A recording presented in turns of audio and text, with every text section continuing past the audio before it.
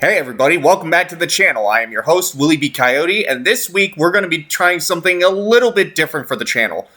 This is going to be my very first foray into a fully scripted commentary video. This might end up being a shorter video than usual, it might not, we'll see how it goes. This is a gaming-related topic, this is a gaming channel, and this is a topic that I wanted to talk about. So, here we are. Before we begin, let's get the self-promotion done right out of the gate. Be sure to leave a like, comment, and subscribe to the channel. It helps me grow and hopefully get paid as well. Also, make sure to hit the notification icon on your way out so you never miss an upload. And without further ado, what the fuck is going on with Mudang 2 Hearts?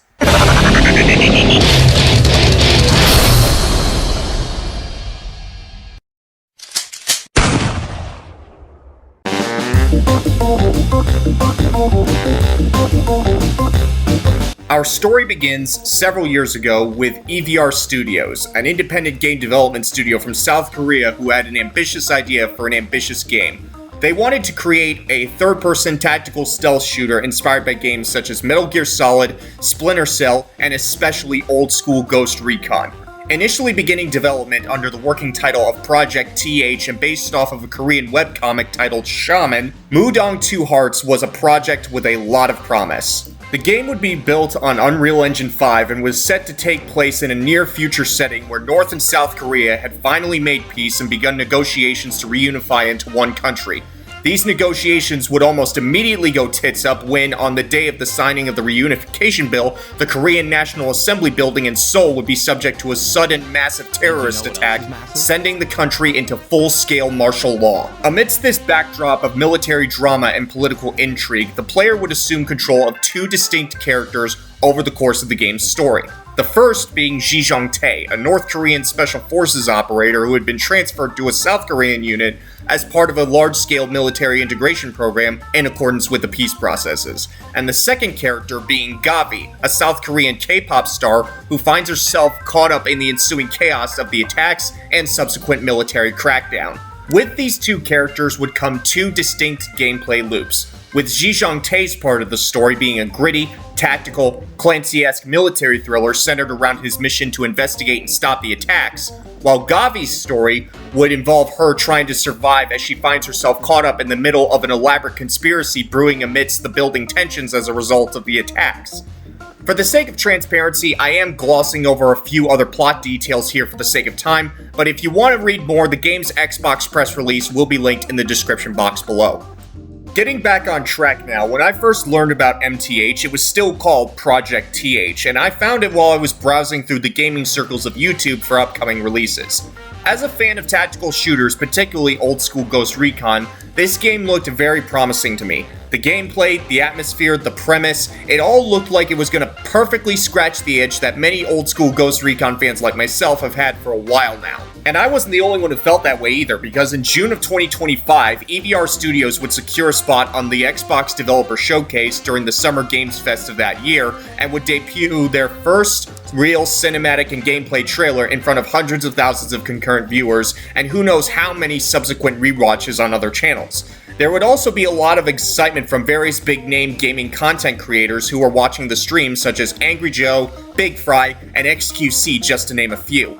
The Steam page would go live not long after the showcase and would have 50,000 wishlists within a few days before getting over 100,000 wishlists around a month later. Even though it came from an independent studio that almost no one had heard of before that point, MTH had everything going for it. It had the hype. It had a release window, it had positive reactions to the first trailer by a number of big-name content creators, and thousands upon thousands of wish lists on Steam. So as long as EVR didn't do anything stupid like release the game too close to GTA 6, and as long as the game was good, surely this meant that MTH and EVR Studios were destined for success. Right? Right? Right? It's false. No way. Not this time. We created it. Not this time. No, not this time. It's totally made up. Pure fiction.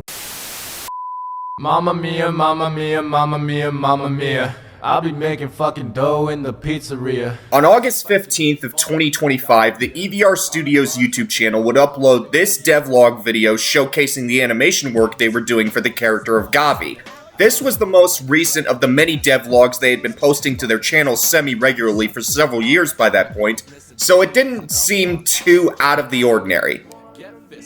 At least, not at first. Not long after that devlog was uploaded, EVR would go completely radio silent on all social media channels, including their YouTube channel, their Twitter, their Steam community page, the works. Even their main company website would go down due to the domain expiring, and their official Discord server would be shut down as well. This was all really weird, especially with the positive hype wave from the 2025 Xbox Showcase and all the excitement shown by the aforementioned big-name content creators. EVR and MTH had secured themselves as a developer and a game to pay attention to. However, after 4 straight months of radio silence, and around 4 months ago at the time of recording, rumors and reports began to circulate saying that EVR Studios was facing financial troubles behind the scenes, which led to large-scale layoffs. This led many in the community to begin speculating that the game was about to be cancelled and that EVR would have to file for bankruptcy as a result. While many mainstream gaming news outlets would pick up the story, none that I've looked at during my research for this video were able to provide any official confirmation of this being the case. You tuck that away at the back of your heads because that's going to be important in a little bit. Despite that lack of confirmation, this would take the wind out of a lot of people's sails, with many taking to the game's Steam community page to voice their disappointment that they would likely never get to play such a promising looking game.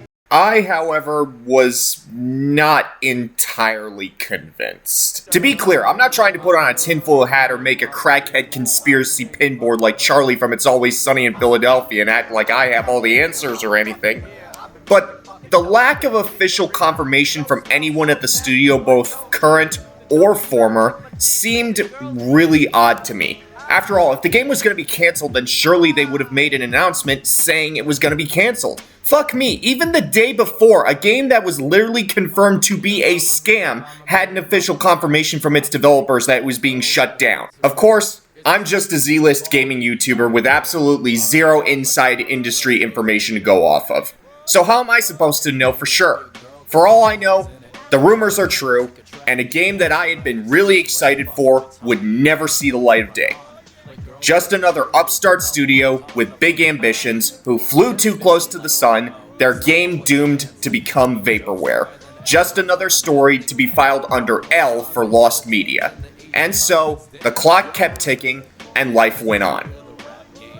At least until March, when something new happened that caught everyone off guard.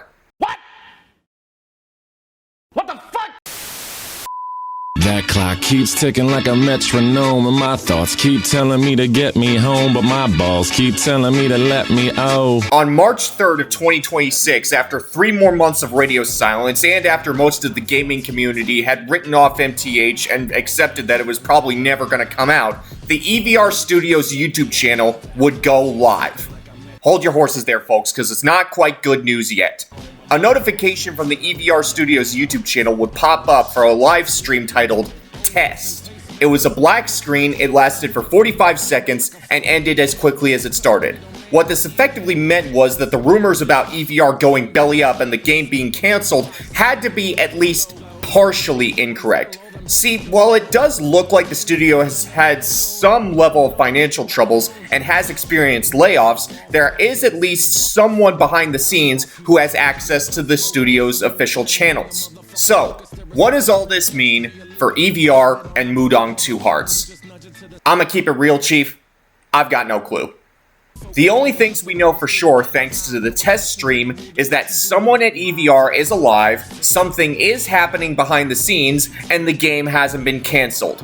Yet. So all we can do is wait and see what happens. I sure hope the game comes out, and I know a lot of people would like the game to come out, but only time will tell. And with that, we are now at the end of this video. I'm not gonna lie, this has been a fun experiment for me. I really enjoyed making this video, and I hope you guys liked it too. I'm gonna be getting back to the Max Payne Let's Play after this, and I've got some other stuff planned for some other games I want to play as well, so be sure to stay tuned for that. Thanks again for watching, be sure to leave a like, comment, and subscribe. I've been Willie B. Coyote, and I'll see you guys next time. Peace!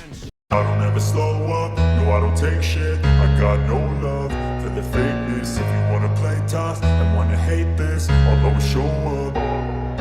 I don't ever slow up, no I don't take shit. I got no love for the fakeness. If you wanna play tough and wanna hate this, I'll always show up and make a statement. I don't ever slow up, no I don't take shit. I got no love for the fakeness. If you wanna play tough and wanna hate this,